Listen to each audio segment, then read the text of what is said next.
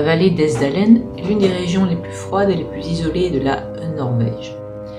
Le 25 janvier 1981, à 16 h, alors qu'il fait déjà nuit dans cette zone, un habitant du nom de Bjorn aperçut des lumières étranges, puis un grand objet en l'air qui s'est immobilisé et qui ne faisait absolument aucun son. Un voisin, John Arvid, l'a vu aussi, puis l'a perdu de vue quand l'engin est parti brutalement. À noter qu'on ne l'a pas cru. Mais son grand-père, Martin Harpas, lui, le croyait. Donc, il s'est mis à guetter à son tour ces lumières, et un soir les a vues aussi. C'est une lumière qui se promène, s'arrête, mais disparaît aussi vite qu'elle est arrivée. Il était le seul à l'avoir vue d'aussi près. Des voisins commençaient à témoigner de l'avoir vue aussi. Et finalement, une sorte d'expédition s'est montée entre ses voisins pour aller voir de l'autre côté de la montagne, là où la lumière disparaissait habituellement, une expédition en motoneige. Finalement, c'est 3 lumières que ces hommes vont apercevoir, mais qui vont se rassembler et disparaître brusquement.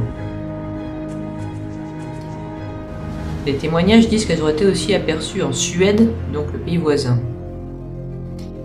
Les mêmes observations ont été faites durant un mois. Les scientifiques, durant cette période, ont recueilli des données. Leur conclusion était que les lumières n'étaient d'une part pas naturelles et d'autre part qu'elles n'appartenaient à aucun objet connu sur Terre. À l'époque où ce reportage était diffusé, une 3e expédition, car il y en avait eu 2 déjà au total, une 3e expédition scientifique était en préparation.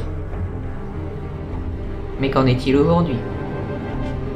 Eh bien, en l'an 2000 puis en 2009, un astronome, Massimo Teodorani, a donc étudié à son tour le phénomène et en avait conclu qu'il y avait eu une combustion incomplète mettant en jeu des nuages de poussière provenant du sol et contenant du scandium. Voilà, selon lui, c'était ça qui produisait la lumière. Il a aussi dit qu'il avait sûrement eu de mauvaises interprétations de corps astronomiques, de navettes, de lumières de voitures ou de mirages. C'est ce qu'il dit. Peut-on considérer du coup ce mystère levé? Et peut-être bien, étant donné que je ne sais pas si de nouveau des lumières ont été observées à Esdalen, et de toute façon, ce qui est certain, les extraterrestres n'ont toujours pas atterri là-bas.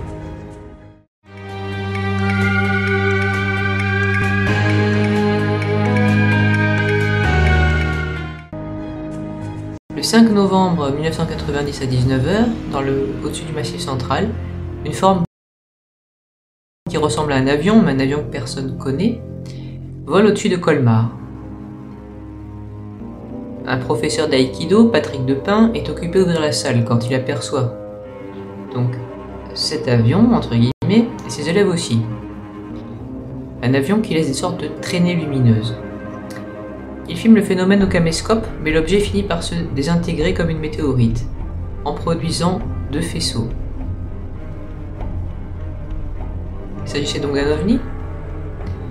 Eh bien non, déjà à l'époque du reportage, on théorisait qu'il pouvait s'agir du 3e étage détaché d'une fusée soviétique. Qu'en est-il aujourd'hui? L'hypothèse d'un étage d'une fusée soviétique est aujourd'hui confirmée. Le 5 novembre 1990, effectivement, l'avant-dernier étage d'une fusée soviétique, Zonde 3, s'est effectivement détaché et est entré dans l'atmosphère. Je pense qu'on peut considérer ce mystère comme résolu.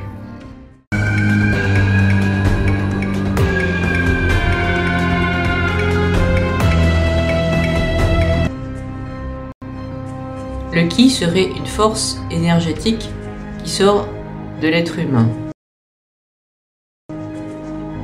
Une force inexpliquée dont il est question le plus souvent en Asie du Sud-Est, mais qui n'est pas connue des Européens. Pourtant, c'est un Français, Albert Palma, qui était au centre de ce reportage.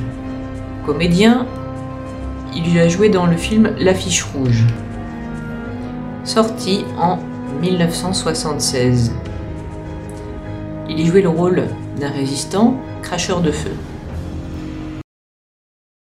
Plutôt que de laisser faire un cascadeur, il voulut faire lui-même la scène où il était censé cracher le feu.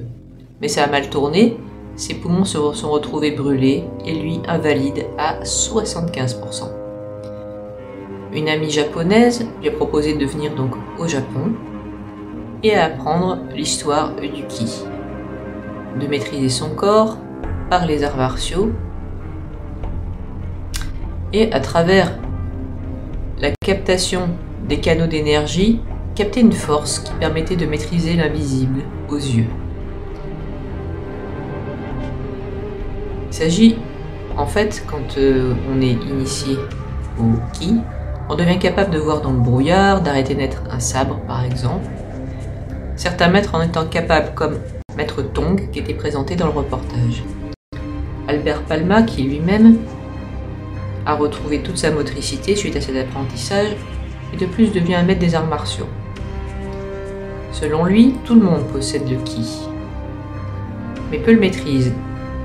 Ceux qui le maîtrisent ont la capacité, accrochez-vous bien, soit de guérir totalement les autres, soit de les tuer, le tout très rapidement. Aujourd'hui, ce que je peux en dire, Albert Palma, toujours vivant, est devenu peintre, mais je n'en sais pas plus sur lui. Quant au ki, c'est selon Wikipédia un concept qui n'est pas régi par les lois scientifiques et qui est considéré comme invérifiable. Une déclaration représente le consensus scientifique sur l'acupuncture, publié en 1997, et qui a noté que le concept tel que le ki est difficile à concilier avec les informations biomédicales contemporaines, je cite. Je ne saurais donc pas vous dire, pas plus qu'à l'époque, si le ki existe et s'il fonctionne.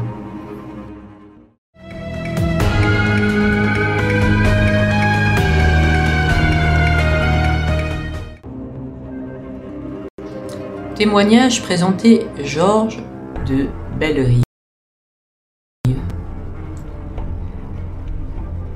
Un voyant qui insistait quant au fait que l'amour et la générosité sont au centre de son métier et sont obligatoires, en quelque sorte, pour voir clairement les choses. Les images, quand il fait de la voyance, lui arrivent comme dans un film, en quelque sorte.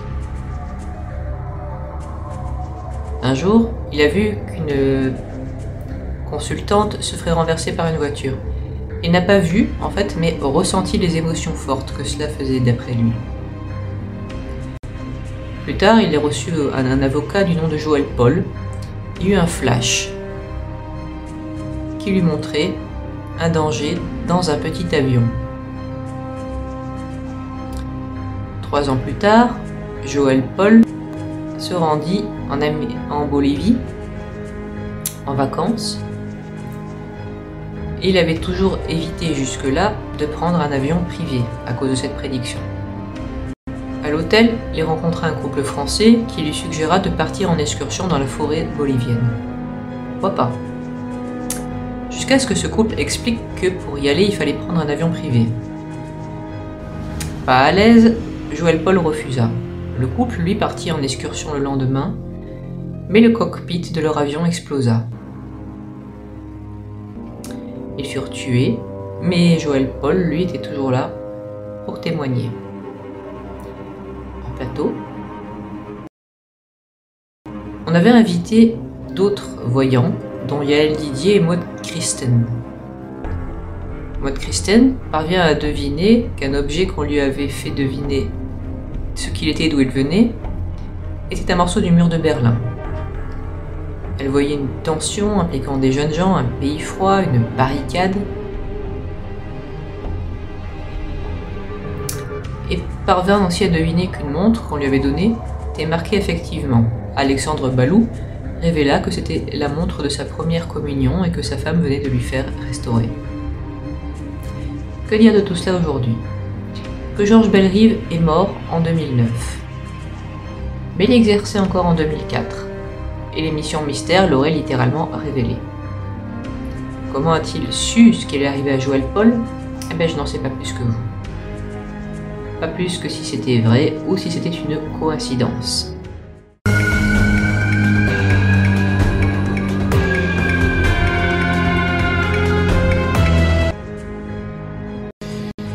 Je sais, j'en vois déjà deux au fond qui rigolent, mais attendez que je vous présente comment les choses étaient à l'époque. L'invention de l'écriture remonte à 3300 ans avant notre ère et chez les Sumériens. Mais, et si l'écriture était encore plus ancienne et qu'elle était née en Occident? Ah, vous voyez, là il y en a tout de suite que ça intéresse. En 1924, un vacher de 17 ans, Émile Fradin, veut aider sa vache qui s'est enfoncé dans de la boue en traversant un champ. Ce faisant, il trouve un crâne humain et aussi un vase. Il les présente à un chercheur du nom d'Antonin Morlet qui voit que des signes très étranges sont tracés sur les poteries. Tout ça fait venir des touristes car nous ne sommes pas loin de Vichy. Les curistes s'intéressent beaucoup à ce champ et ils retrouvent aussi certains objets qui sont datés de 1600 ans avant Jésus-Christ. Ils retrouvent eux aussi certains objets. Donc eux aussi marqués de certains hiéroglyphes qu'on date de 5000 ans avant Jésus-Christ. 5000 ans, c'est beaucoup plus que 3300 ans donc.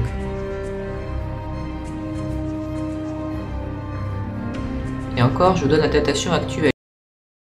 À l'époque, on croyait que ça faisait seulement 1600 ans. Mais ça revient au même. 5000 ans, ça poutre tout. On disait d'Émile Fradin qu'il n'avait pas les connaissances nécessaires pour fabriquer lui-même tous ces artefacts. Mais tout cela restait quand même incongru. En 1929, il se fit accuser d'escroquerie. Mais ça se solda par un non-lieu, et la guerre fit oublier ce lieu. En 1941, on interdit même de fouiller le sol sans autorisation. Le docteur Antonin Morlet revint sur les lieux en 1966. En 1972, il obtint l'aide de l'ingénieur Henri François. On envoya à 3 laboratoires différents des artefacts qui datèrent par carbone 14 puis thermoluminescence l'objet le plus ancien de 15 000 ans et qui était lui aussi couvert de signes. En 1983, on fouilla encore une fois, mais cette fois-ci, plus rien. Émile Fradin, lui, obtint les palmes académiques. Sur le plateau, eh bien Émile Fradin, il n'était pas là. Il voulait pas faire attirer encore plus de visiteurs, des visiteurs ignorants qui auraient tout cassé, sur ce chantier de Glozell qu'il comptait protéger. Que dire de plus? Eh bien, non, le mystère de Glozell n'en est pas un, mais ça vous devez le savoir. L'affaire a depuis été exposée comme un canular, beaucoup de vidéos en parlent, je vous laisse les retrouver. En effet, après de nouvelles analyses et datations, le ministère de la Culture a rendu public en 1995 un rapport qui estime que le site date principalement de l'époque médiévale, tout en comptant de nombreux objets de l'âge de fer. Et le rapport conclut également que le site a été surchargé, à une date indéterminée, de contrefaçons, dont les auteurs demeurent inconnus. Est-ce Émile Fradin? Peut-être pas forcément, mais dans ce cas-là, le pauvre homme avait été bien naïf.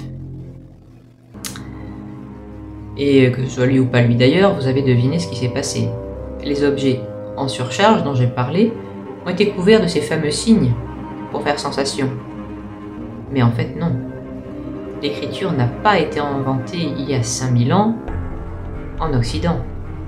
Vous pouvez toujours vous souvenir de la précédente datation. Ça faisait bien les affaires de certaines personnes, surtout pendant la période de la Seconde Guerre mondiale. Ah oui, en fait c'est l'Europe le berceau de l'humanité, patati patata, mais ne vous faites pas avoir par cette vision nationaliste. Encore une fois, le mystère de Glozell n'en était pas du tout un.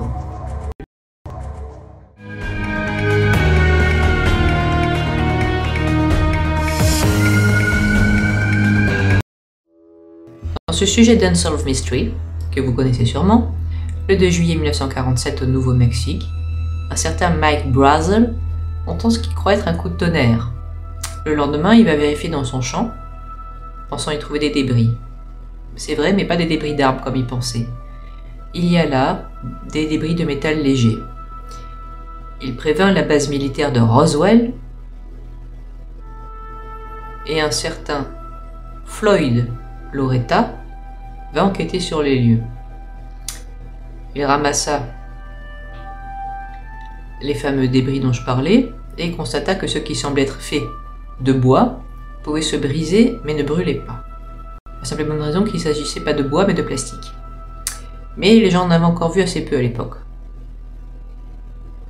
2 officiers également sur les lieux, dont Jess Marcel, affirmèrent qu'il y avait d'autres choses sur les lieux, dont un coffre plein de débris et couvert de symboles hiéroglyphiques. Mais qu'apparemment on n'aurait pas retrouvé tout ça par la suite, une fois que ça a été rapporté à la base. Les débris furent récupérés. Un autre objet présent sur les lieux aurait été un grand disque en métal.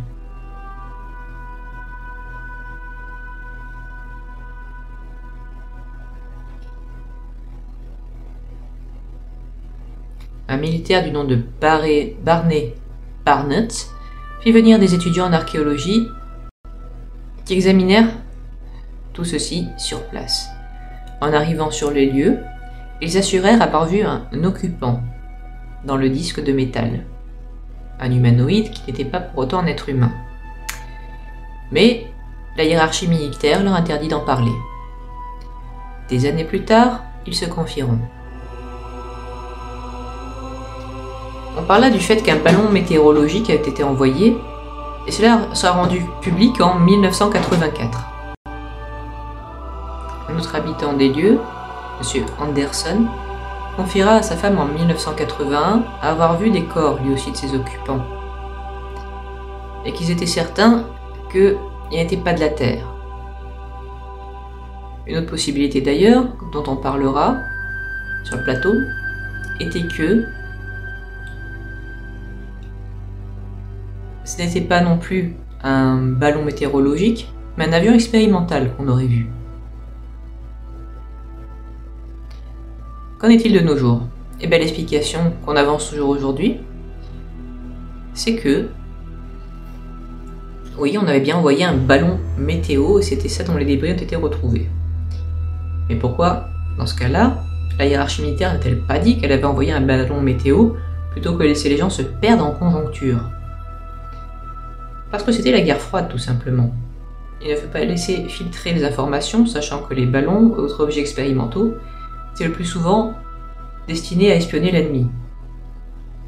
L'URSS, si vous préférez. Donc, on ne parlait pas. A noter aussi que les signes hiéroglyphiques que certains jurent avoir vus sur les débris, eh bien en fait, l'intérieur du ballon météo était tapissé d'un tissu orné de petits motifs.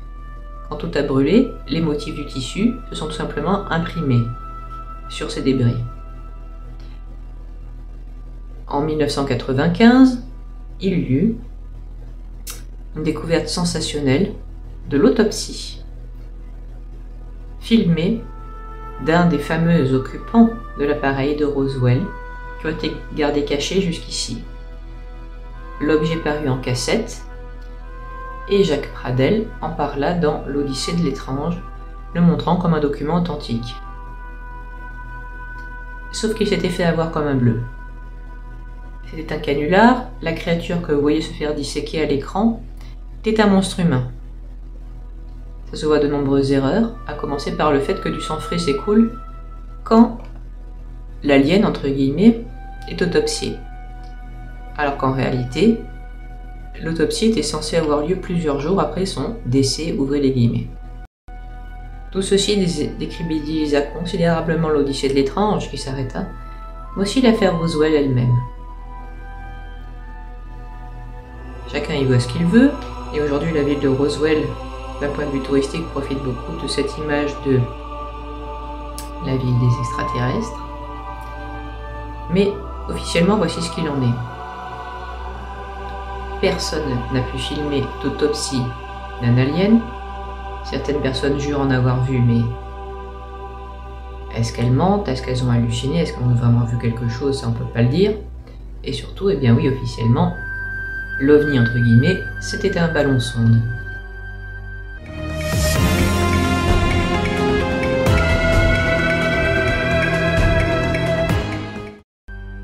L'histoire d'Andrea Albertini se déroulait à Trieste en Italie. Selon son père, Lino Ardos, en juin 1981, Andrea, qui avait 26 ans, était parti en vacances pendant quelques jours car il avait gagné beaucoup d'argent et voulait prendre quelques congés. Le lendemain, il appela ses parents pour leur dire que tout allait bien. Après quoi, plus de nouvelles. Andrea aurait-il fugué et décidé de disparaître? C'était impossible selon eux. Andrea avait toujours été bon élève, il était étudiant à l'époque, s'entendait bien avec ses parents, aucune fugue n'était envisageable ni possible selon ses parents. 2 ans passèrent, et on en suggéra finalement à Lino de faire appel au paranormal pour retrouver son fils. Au début, c'était peu probant. Certains voyants disaient d'Andrea qu'il était mort, d'autres qu'il était vivant, jusqu'à ce qu'on présente à Lino une certaine Anita, spécialiste de l'écriture automatique. Je ne sais pas si vous savez ce que c'est, mais la personne tient un crayon sans pour autant le tenir de manière à ce qu'elle écrive elle-même. Elle le tient juste droit. Ensuite, sa main bouge seule et elle écrit des phrases dont elle n'a pas idée mais qui sont dictées par les morts. Le 17 février 1983, Anita écrivit ainsi, sous la dictée, disait-elle, d'Andrea, qu'Andrea avait été assassiné à Turin. Il voulait acheter une voiture d'occasion, était tombé dans le piège de voyous qui avait voulu lui voler son argent, puis l'avait assassiné. Lino et sa femme voulurent néanmoins dans ces conditions retrouver le corps d'Andrea, sans quoi le deuil leur semblait impossible. Ils continuèrent donc ce dialogue avec leur fils, dans l'espoir de glaner des informations pour savoir où il était. D'autres morts, parfois, pouvaient intervenir pendant les séances, et un jour, Anita, surprise, écrivait le message d'un certain Gigi Rosani. Mais qui était-ce? Selon Andrea, une âme arrivée depuis peu. Mais personne ne connaissait de Gigi Rosani. Le lendemain, parut dans le journal un avis de décès de ce Gigi Rosani, décédé récemment.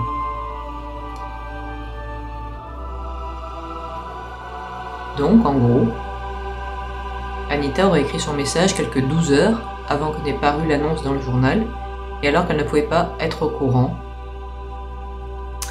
du décès déjà de Gigi Rosani. On usa de radiesthésie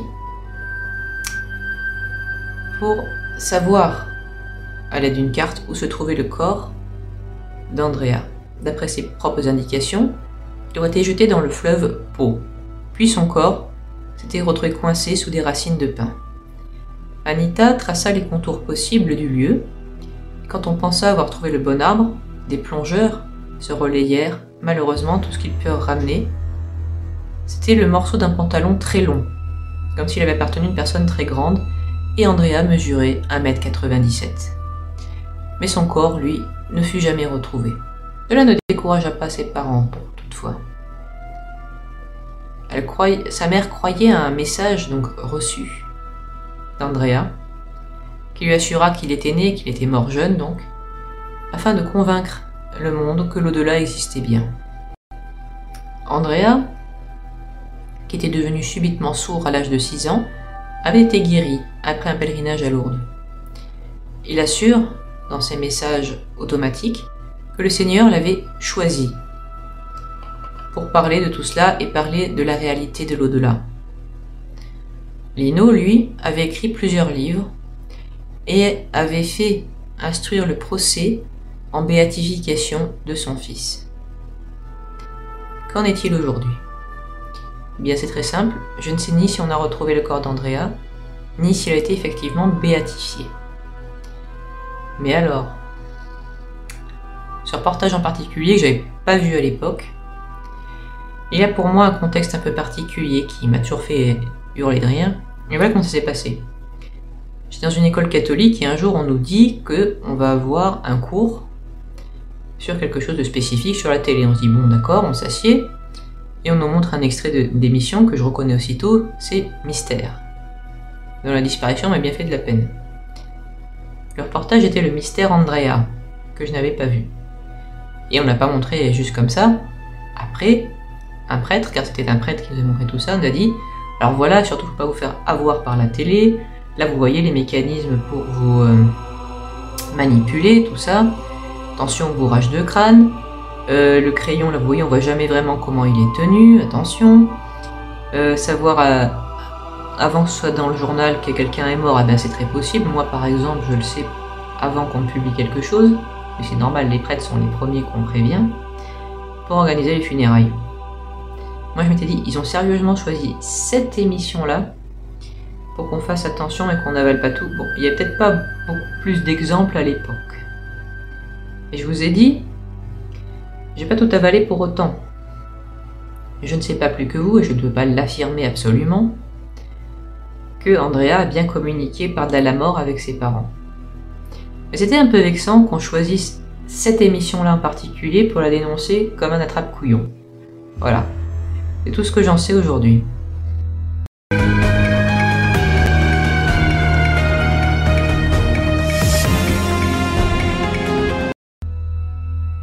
Angélique van der Tchekhov était une jeune fille qui habitait en région parisienne, qui était française donc. Pourtant, un jour à 8 ans, elle se mit à parler anglais, subitement. Pourtant, elle n'avait pas appris. Elle s'inscrivit à un cours où elle s'avéra être très douée. Elle fit un voyage à Londres, 10 ans plus tard, et se dirigea avec une facilité déconcertante vers certains lieux qu'elle était absolument certaine d'avoir déjà vus avant. Pendant son séjour à Londres, elle rencontra un jeune homme du nom de James. Ils sortirent ensemble, mais 2 ans plus tard, le pauvre James décéda dans un accident de voiture. Chagrinée, Angélique rentra en France, puis fit là-bas une séance dite de régression, c'est-à-dire que vous voyez vos vies antérieures. Elle se vit petite fille en Angleterre et au XVIIIe siècle, une petite fille pauvre. Elle pénètre dans une maison et attrape un livre pour le lire, mais des hommes en perruque, c'est-à-dire habillés comme des nobles, viennent la chercher, la grondent, mais une jolie dame intervient. Elle aussi est bien habillée, c'est une noble. Elle semble apprécier Angélique. Angélique, elle, vit chez une nourrice, très pauvre. Elle a difficulté à s'occuper correctement d'Angélique et d'autres enfants qui lui ont été confiés, dont James, ou plutôt la version antérieure de James.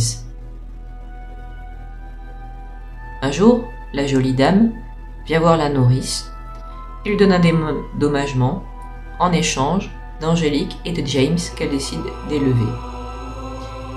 La dame décéda au bout de quelques années, mais Angélique était à l'abri du besoin.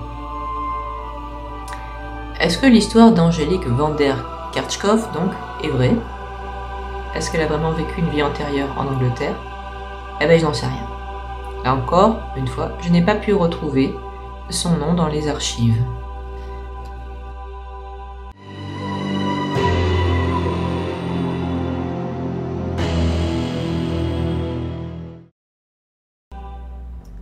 Ce mystère est celui d'une famille ayant 6 générations de voyantes depuis 1830. La première s'appelait Augusta, elle était équilibriste dans un cirque. Un jour, elle eut une vision dans laquelle elle tombait du fil, cassée après une représentation.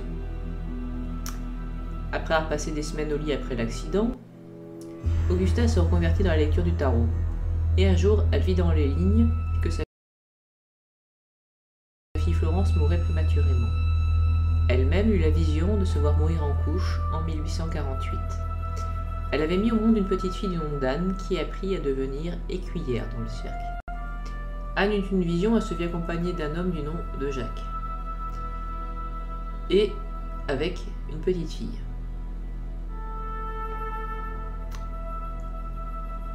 Elle vit 3 hommes et 3 petites filles.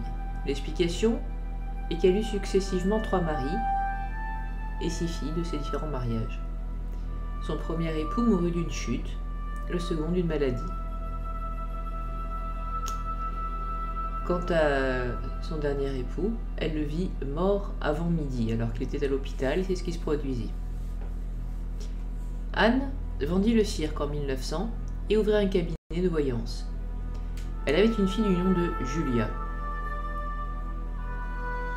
En 1940, elle eut la vision d'un homme, Bastien, qui devint son mari et qu'elle rencontra pendant la guerre.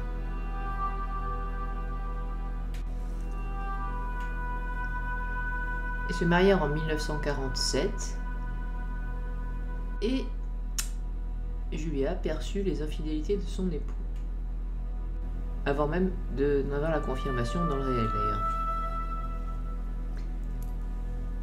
La fille de Julia s'appelait Marie-Josée. Elle épousa un comte et eut une fille du nom de Marion.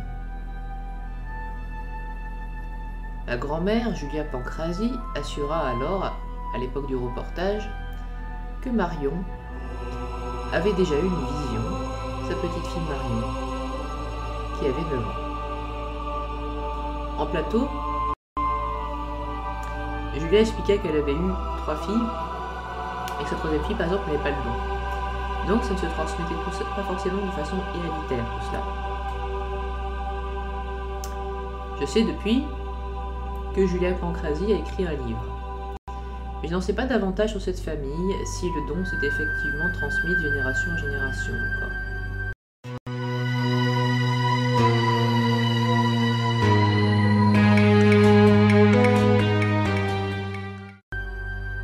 En 1975,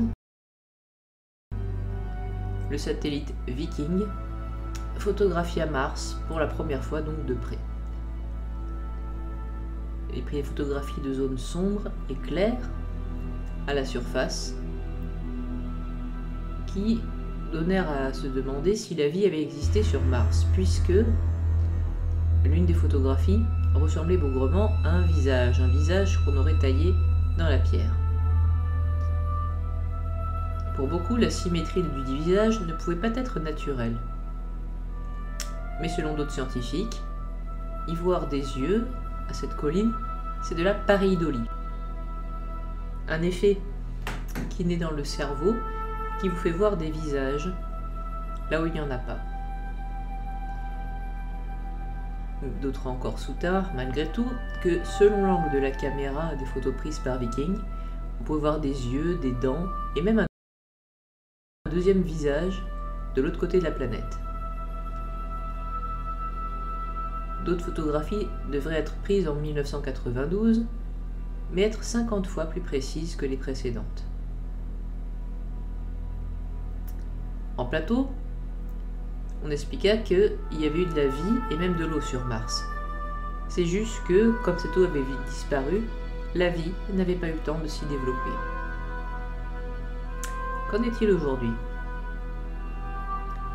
Eh bien, depuis qu'on observe les planètes, beaucoup ont cru qu'il y avait eu de la vie sur Mars parce que les premiers astronomes avaient pu observer ce qui ressemblait à des canaux creusés par les humains à la surface de Mars.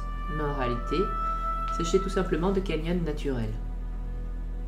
Donc non, pas de vie sur Mars, et si on y en a eu, ça doit être des bactéries, il y a bien longtemps. Et le visage alors? Le 5 avril 1998, un nouveau satellite, Global Surveyor, retourna photographier Sidona Mansai, le nom qu'on avait attribué à la colline. Sa résolution était 10 fois supérieure à Viking. Et grâce à un orbiteur européen, Mars Express est une nouvelle photographie de la région. Il fallut attendre le 22 juillet 2006 pour que des images vraiment précises sortent et que l'on constate, comme vous le savez peut-être, que cette colline n'avait en réalité rien d'humain et qu'il s'agit bien de pareidolie, quand on pensait avoir vu un visage en 1975. Il n'en reste finalement qu'une image de la pop culture, puisque dans la série Futurama, et plus précisément un épisode de la saison 3 sorti en 2002, on nous montre Mars habité par des immigrants tel l'Ouest américain, et qu'il y avait des natifs martiens qui vivaient dans des réserves cachées, sous un visage qui s'ouvre pour eux. Mais quel humour! Ils prétendaient que de l'autre côté exactement de la planète Mars, c'était des fesses qui auraient été gravées dans la pierre. Bref, rien de très sérieux. Je crois que nous pouvons considérer le visage de Mars et ses origines comme un mystère résolu.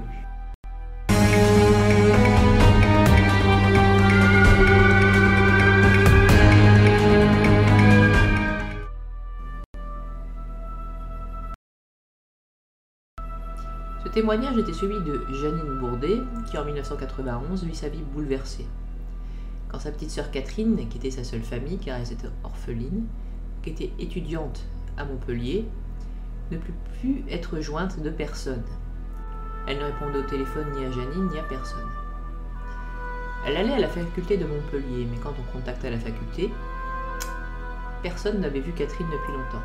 Elle ne répondit à aucun appel, bien que Janine l'appelle tous les jours, et qu'elle alla voir tous les week-ends si elle était toujours dans son logement. Mais personne ne l'y avait vue.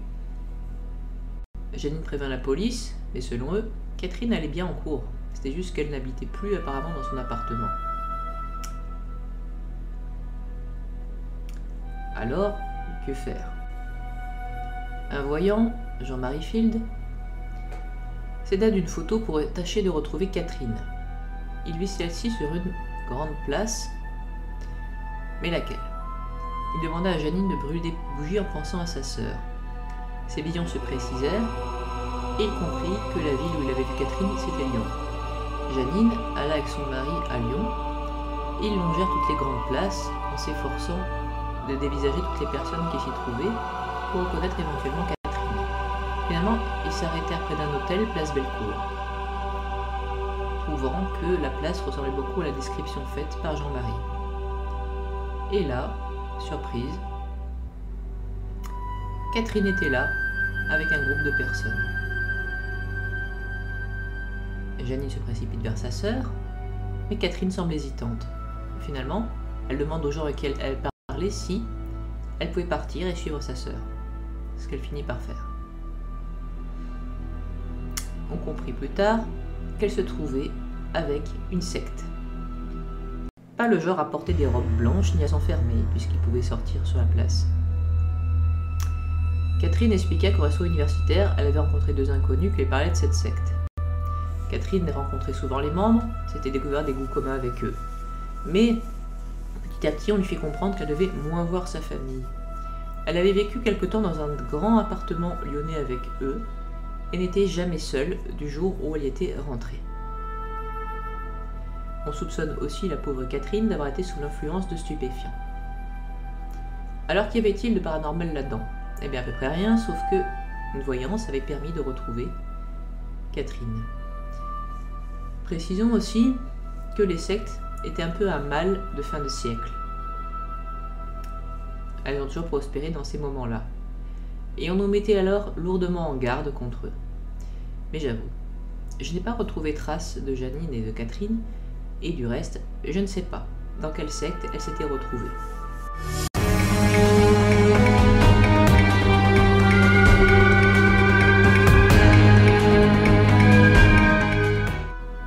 En 1973, le fils de Jeanne Moranier, Georges, décéda à 29 ans.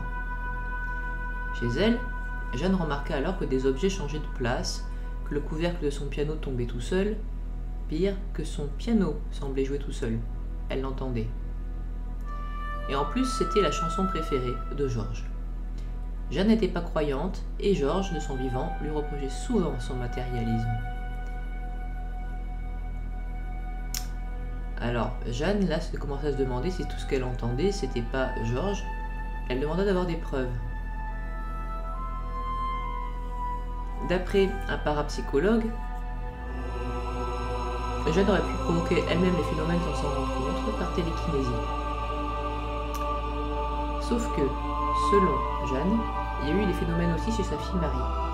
Par exemple, celle-ci ne trouvait plus son peignoir à la salle de bain, elle le retrouvait au grenier. portes claquées. Et elle avait 2 filles, dont un bébé, Janine.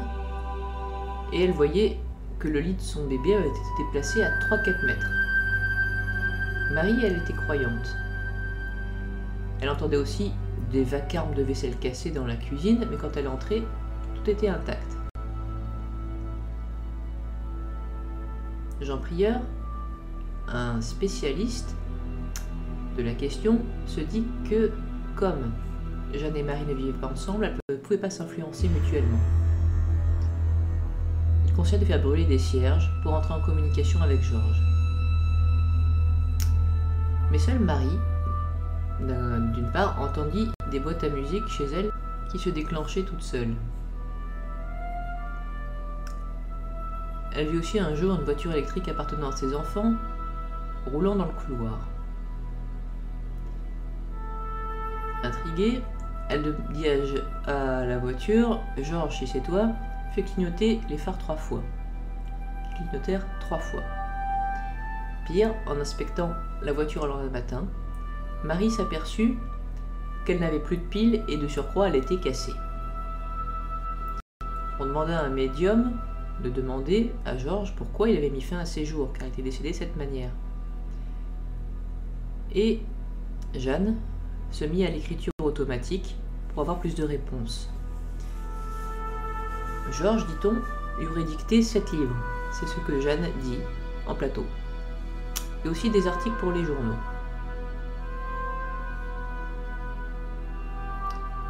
D'après elle, il fallait être médium pour arriver à faire cela, car ce n'était pas donné à tout le monde. Que peut-on en dire aujourd'hui? Eh bien que Jeanne Moragnier effectivement écrit plusieurs livres. Mais je n'en sais pas davantage. Je ne peux pas dire si oui, vraiment, elle arrivait à communiquer avec son fils.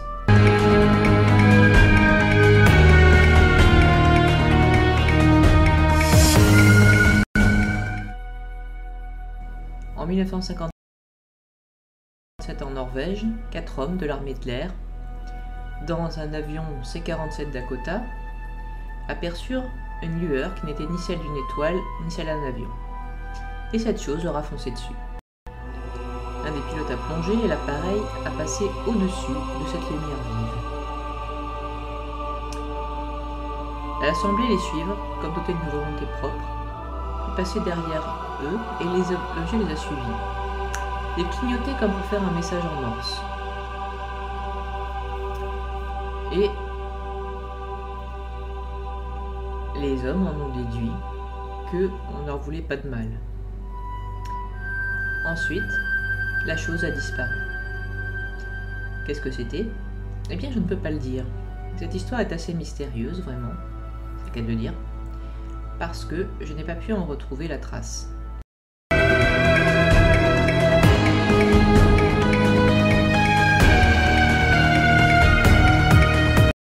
Bentwater était une base militaire américaine dans le sud-est de l'Angleterre.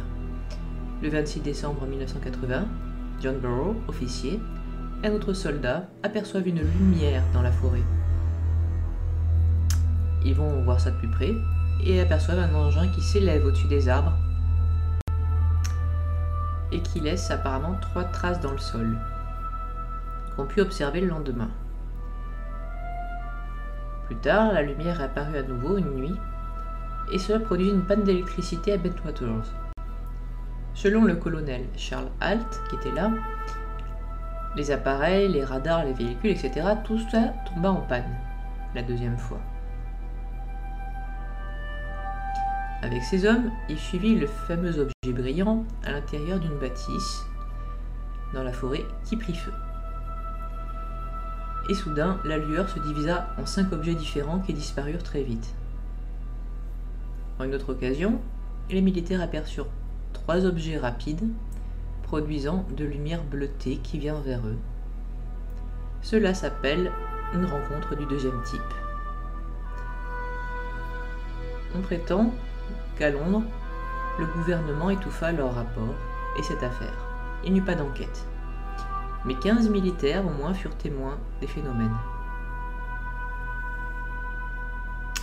Qu'en sait-on aujourd'hui?